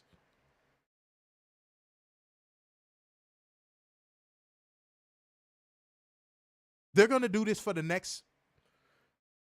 Oh, my God. And I hope WWE knows this. They fucked Jey Uso in more ways than one. Warner, ain't they going overseas on the road to WrestleMania this year? Yes, they are. Do they not know who's going to get booed and cheered over there? Mm-hmm. Do they have a show in Germany? Do they have a show like a Raw or a SmackDown in Germany? Let me double check.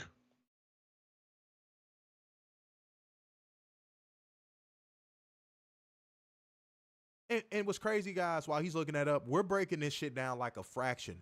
I'm not saying anything that didn't happen. I'm not going to hyperbole. I'm saying stuff that actually happened on this show. So they have 2 house shows in Germany and one in his hometown, in his home country of Austria.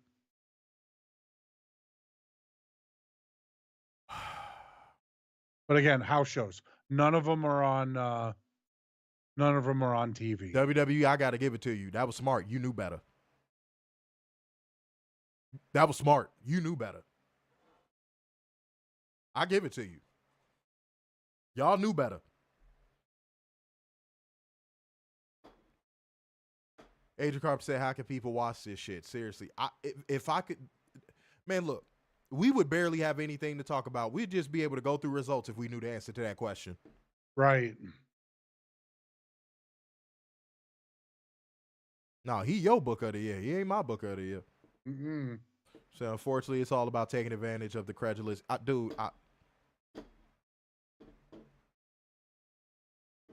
Miguel said Triple H is throwing shit to a wall, waiting for one to say. See, here's the thing. He's not even throwing it against a wall anymore. He's throwing it into a black hole. Yeah. And anybody knows anything. If you know anything about a black hole, the more matter that goes into a black hole, the bigger it gets. And that's what's going to happen with this product. It's going to keep getting worse and worse and worse and worse and worse and worse. Until it inevitably ends up swallowing a galaxy. Kim Kardashian, basically. It's Kim Kardashian. Let's be honest here. That could happen in the next 10 years. Yeah. How many times have we said on stream, guys, the WWE is going to destroy itself? Mm-hmm. Tony Khan doesn't have to do anything. Court Bauer doesn't have to do anything. They just have to sit back and wait. Yeah. Wait it out. Survive. That's all they have to do. Survive. That's it. They're going to do it to themselves. Oh. He said, Gunther literally said, if you choose me, I'm going to make your life hell. But this was not it. He's making my life hell. But here's the hypocrisy and the dumbassery of whoever writes these scripts. He also said, oh, you're not even a worthy opponent. Why should I face you? I gain nothing. Then why are you playing mind games? Warren, if something is insignificant to you, do you address it? No.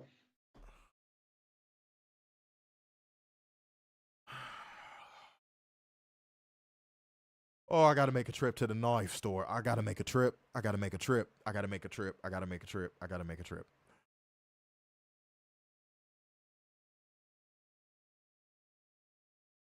At one point in this promo, Gunther threw the mic at Pat No Talent Fee, and the crowd was just like urging him on to say yeet really bad. Mm-hmm. You know what? I'm not finna do this. I'm not finna do this. Backstage, Liv and Raquel are interviewed. Liv points out the video doesn't show them attacking Jade and talks up their dominance and says Raquel is going to squash Roxanne Perez tonight. They don't have time for silly theories, but if they get attacked, but if they attack Jade, they wouldn't regret it for a second. Cool, whatever. Then back for commercial, we get a recap of the opening segment because Raw is 2.5 hours long. Mm. And next up, Warner. Hold on, let me see how much show we got. I don't want to put it all on you. Yeah, no, this is a good little halfway point right here. You're going to take Penta versus Pete Dunne and the rest of the show from here, my good sir. Penta defeated a Pete Dunne with the Pete Penta Dunne? driver. Pete Dunne? Pete Dunne. Okay. Hey, Pete Dunne has been seen in the wild. Well, I didn't think it was any plural Pete Dunnes out there, but okay. For sure. Could be Butch. Oh, God. Werner the Drone coming soon. Good Lord. This show was awesome. Can you believe what they did? Werner, you couldn't pay me. You couldn't pay me. I have eyes and I have ears. You couldn't pay me. And now that the algorithm has caught us and we ain't got to do that shit, man, please. I wouldn't have done it anyway, but like, you get my point. Yeah. Go ahead. Kaiser then attacked Penta after the match, but Dunne was pissed at Kaiser, so he yanked him out of the ring. They traded hands until Penta wiped them both out with a dive. Seth Rollins was dressed like a fucking apple pie. I'm sorry. I didn't mean to have an outburst like that. God damn it. Who enjoys this shit? You got a grown man walking backstage dressed like a fucking apple pie. Could you imagine Seth Rollins showing up dressed like that in the Attitude Era? He would be murdered. Not just by fans, but by the boys in the back. Pause. Whoa, oh. I said pause. Oh. Werner, God damn it. God. I said pause. God damn it. You can't even pause. That was like multiversal levels of pause. Jesus Christ, Werner. Good Lord. Everybody rewind that one. That was God damn. Werner, that was rough. That was insane. Pause that one more time. Pause. Shit. Okay, go ahead. I'm sorry.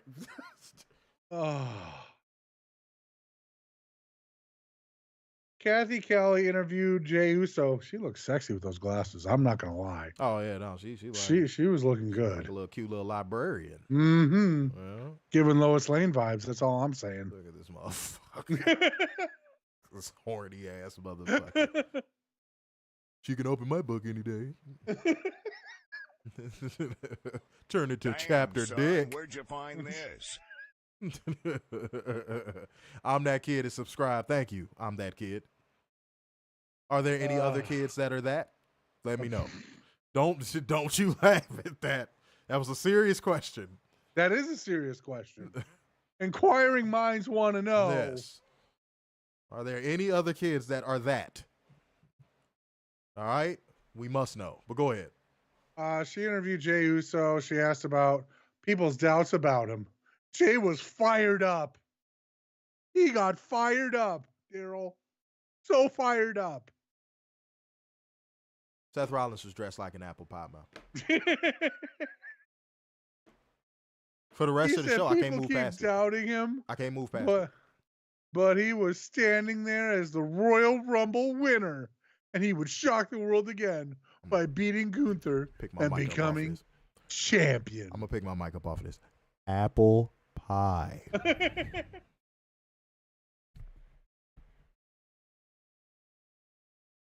Stupid ass show. Dumbass fucking beta males walking around dressed like a goddamn picnic. I hate this damn show. I hate it with a burning fucking passion. I'm sorry. Go ahead. Can this just prove our point, the Taker's point about how this generation is soft? You got a man dressed up like an apple pie. Just keep going. Keep going before I get mad. Just keep going. Oh, it gets better because now we're seeing clips of Bailey playing basketball. Warner, you could fucking stop. That's what you can do. That's what you can do. Because we had to have the punter telestrator point out that she played basketball. Adrian Carpenter said if Tony Khan allows somebody, well, he would get destroyed if he allowed somebody to dress like that. Oh. If Brian Cage came out with that same apple pie that Seth Rollins had on, are you insane? That would have been trending on Twitter for the next 72 hours, and everybody would have been calling Tony Khan a fucking cokehead. Mm-hmm. Man got on farmers market merch.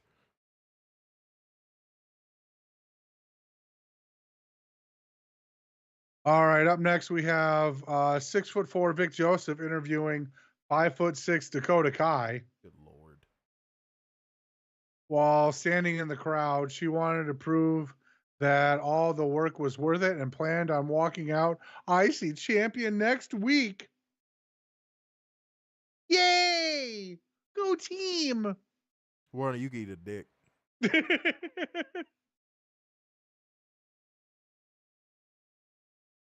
Up next, there was a War Raiders video package. Warn the Creeds that they will make the worst mistake of their lives next week. This time next week they fought, and it'll be a war. Of what? Who can get to the buffet faster?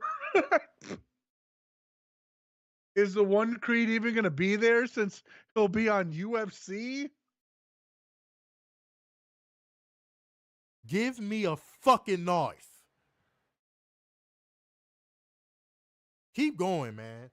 All right, up next, we got the Elimination Chamber qualifying match of Roxanne Perez taking on Raquel Rodriguez. Oh, God, this was overbooked. God damn it, was this overbooked. This match was terrible. This match was fucking terrible. And Roxanne Perez looked like a dork 98% of the match.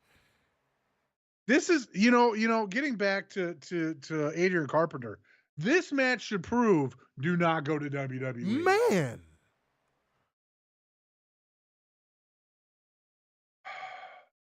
Dude, I swear to God, they booked it like it was a fucking skit in a fucking sitcom. Mm-hmm. I was just waiting for the Benny Hill music to start rolling. Like when she was getting swung around, I was like, dude, are you serious right now? Wasn't she one of the longest reigning NXT women's champions? Yeah, 2-time winner too, an Iron Survivor, and all this other nonsense. And she lasted the longest in Royal Rumble history, but that doesn't matter. But then you got her getting swung around like fucking Daffy Duck. Roxanne Perez won with Pop Rocks for the pinfall win. After some interference fuckery. Yeah, and by the way, some main roster fuckery. By the way, little salute. Bianca and Naomi wearing the outfits from Just Bring It. That was dope. That was dope. Cool. That was dope. That was super dope. But they wasted it on this overbooked fucking hokey nonsense. Mm-hmm. Let's keep going, man. Could you imagine that as a WrestleMania entrance? I could. That would be cool. But this is WWE we're talking about. Yeah, that's like true. It's like you keep losing sight of that. All right, the apple pie told Lois Lane Fuck that he you. planned on. Fuck you. I'm ending the show. Fuck you. I'm not doing this. I'm not doing this. I'm not doing this. Good night, y'all. I'm not doing this. I'm not doing this. Hell no. Hell no. Hell no. I can't even find the damn button. You lucky I can't get to this button right now. Go ahead. Motherfucker, you better escape. You better go next. This show will end. All right, after Rollins left, we got Matthew Shelton's favorite wrestler of all time, bar none. Captain Useless. Cross. Yeah, Captain Useless, who has no team behind him anymore. Had a message to share. Cross thought that Jay and Rollins were about both delusional for beating Gunther. Oh, would you look? His wife found him. Yeah, who would have thunk? All that walking backstage, and his wife finally found him.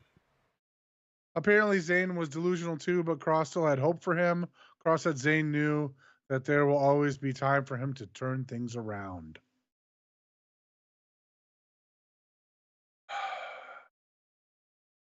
Up next, there's a EO Sky video package.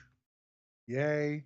It was, dude, I'm like, what is this, a fucking trailer for the new Grudge movie?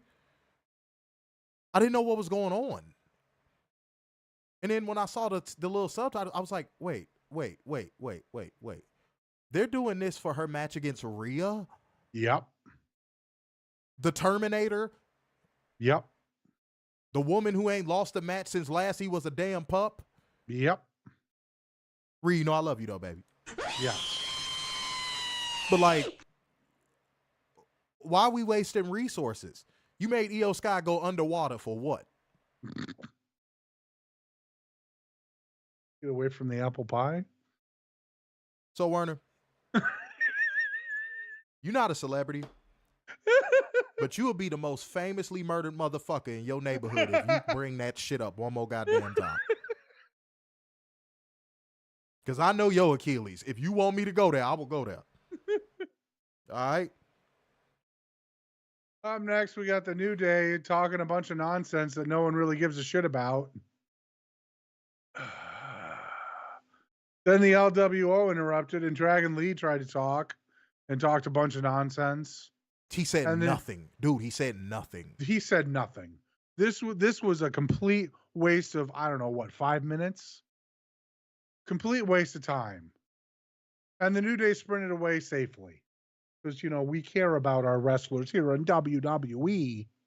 And you know what's kind of crazy, bro? Triple Nose is not going to give up on this New Day thing because he doesn't know how to book outside of anything that he's already booked. What would there be for them if they broke up? Yeah, he's not going to give it up. He's not going to give it up. You know how Tony Khan just pivoted off that Jeff Jarrett MJF storyline? Triple Nose's ego is too big to do that. Right. His ego is too big to do that. He will not do that. He's gonna make, in his mind, I'm gonna make this New Day thing work. And it hasn't for the last 5 years. Just release them. Lord. Dear Lord. All right. So next week on Raw, we got Lyra Valkyria versus Dakota Kai for the women's IC title. Then we also have Bianca Belair and Naomi versus Liv Morgan and Raquel Rodriguez for the women's tag team championships. Miguel, that's what's so funny about the whole thing with the EO Sky grudge vignette. Is that all of that, and she's just gonna probably lose to one Riptide. Yeah, probably. You had her do this goddamn mythical being coming out of the water vignette. Just for Rhea's music to hit and for her to lose before she even make it to the ring. You said, how the fuck is Cross? How the fuck does he still have a job in WWE? I think he's a Triple H favorite, and we just don't know. I think he has a little bit of empathy for him because after Adam Cole pantsed him, he's like, "Don't worry, I'll repair you. We'll get you all fixed up." You are not just an entrance. Then Vince put him in a damn gimp costume. And Hunter's like, shit, I really got my work cut out for me now. Jesus Christ. Put him in a gimp costume and lost to Jeff Hardy. Lord, in like 5 seconds. Yeah. But you said the New Day keep looking like dorks.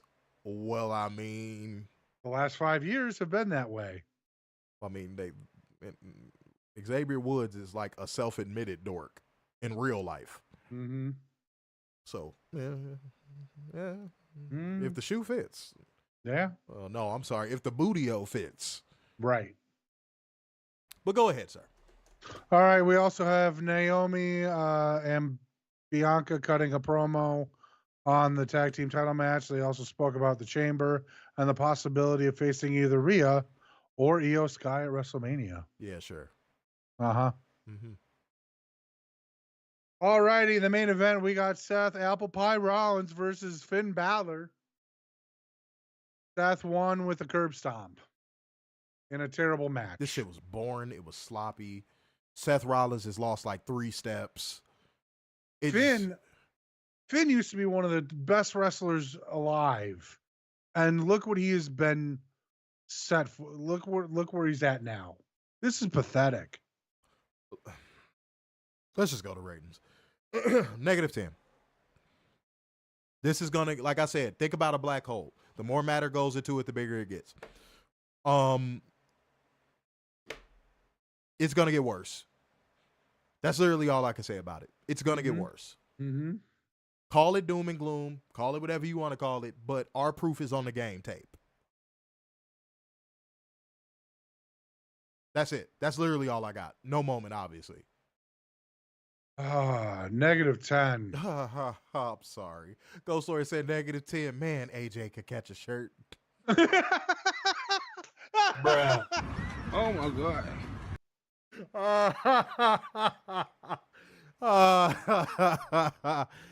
I just pictured an old white dude in the crowd saying that, man, can that AJ catch a shirt? Oh, that's funny. That's a good time. Go ahead, Werner. -10. This show continues to show why you should not watch WWE, and how there needs to be a shift with young wrestlers saying, hey, we don't need to go there. Oh, fuck, I said, IAM's commercials were the moments of the night. You got a pet? Pin Mike, you got a pet? Matthew Sheldon said, Balor is 1-7 now in televised matches. See, this is the comments we want to stream too. Yes. We be wanting the stats. I be like, man, I glanced in a stream not that long ago, and motherfuckers was dropping stats for him, and they wouldn't, and you know, so crazy. The motherfucker doing the show wouldn't even read in the comment section. Oh. You got all these people dropping stats and all this stuff, and the motherfucker ain't even reading the comment section. Stupid. But he's 1-7 on televised matches. Good Lord. Do not sign on the dotted line. Moment of the night. Kathy Kelly telling WWE how all of us feel. Thanks so much for giving us nothing. Mm-hmm. Because that's what tonight was. You got it. Pin Mike said, used to, but my family does dog sitting. Oh, that's dope. Mm-hmm. That Finn used to be a contender for the IWGP heavyweight title. Think about that. Oh, we don't need to think about it. We know. Oh, we know. We remember. Gail said -10 moment of the night. Braun Breaker spearing Dominik. Let me see what else we got. Says Streets of Wish if Bianca and Naomi lose and they get to the finals in the chamber so they can break up so Bianca can go to WrestleMania. That requires too much creativity. Yeah, way too much. Creativity that WWE does not have in their account. Mm-hmm. Yeah. Gonna be honest. All right, let me see what else we got. Said if Jay wins the World Championship and keeps it at the end of 2025, perhaps John Cena versus Yeet will happen with Cena winning and it will be vacated. That's like worst case scenario of a Jay Uso World Championship. Right? Yeah. But why would you have him hold it on that long? That too. Oh boy. Dude, when the novelty wears off on this is going to be one of the biggest falls from grace for a wrestler we've ever seen. Like, when the novelty of this shit wears off and the crowd finds something else to chant or sing, Jey Uso is going to fall into the fucking shadow realm. It's going to be bad. Because you don't get this high and not fall extremely hard. Mark my words. Said, better question, who the hell is beating Jey Uso? Like, who beats him when he wins that title? It's literally anyone, by the way. Yeah. Finn should be in that position, might I add. I agree.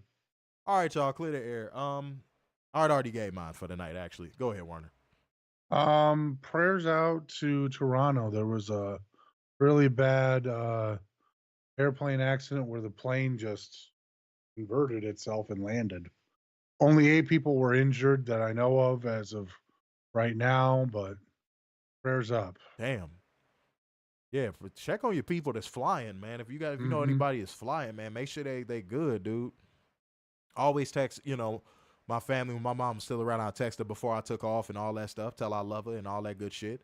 So yeah, man, check on your peoples, man. Straight up. said, if Raw folds before they get that title off of Jay, imagine the Rikishi meltdown. Fuck Rikishi. Oh, fuck him. But the rate, like it's going to have the complete opposite effect that WWE thinks it's going to have.